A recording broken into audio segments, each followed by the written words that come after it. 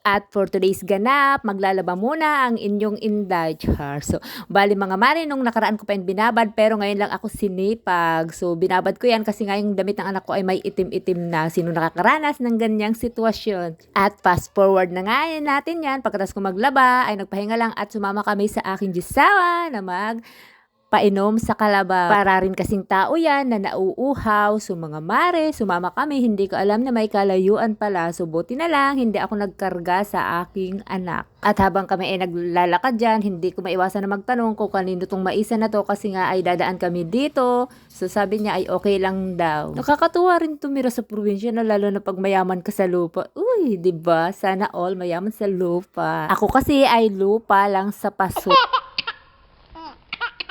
At least mayroon, 'di ba, char? Buti na lang din sumama kami diyan kasi maaga pa lang naman yan, 8:30 at nakapagbilad-bilad din kami. Kailangan din kasi ng katawan natin ay mainitan, hindi yung lagi nagiinit. Charot! Pakikita ko sa inyo yung tanawin dyan, di ba? Napakaganda. Talagang green na green siya. Talagang yung mga palayan dito ang gaganda. Dadaan na nga kami sa may maisan na yan. Bale, yung anak ko ay tinaas ng aking gisawa para hindi siya mangati. O, diba? Siguro mga mare, ang yayaman ng may-ari ng may mga malalawak na maisan dito.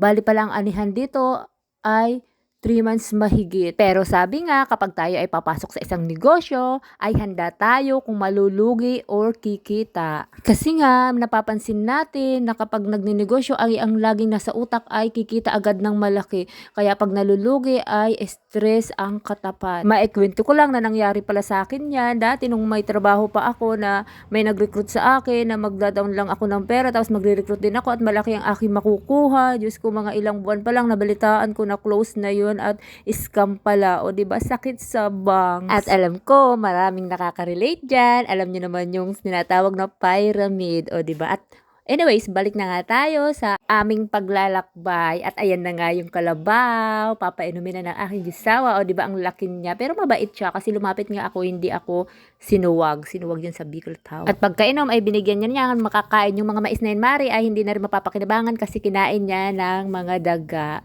O fast forward na nga tayo, ng mga bandang hapon naman ay kung ano-anong ginagawa ng aking gisawa ay naku, binubutas ang dinding, gusto atang sirain ng bahay. Charis. Habang busy siya sa kabubutas dyan, ako naman ay magsasayaw ng pang-reels. O diba? O, hanggang dito na lang mga mari ang ganap sa aking buhay. Thank you!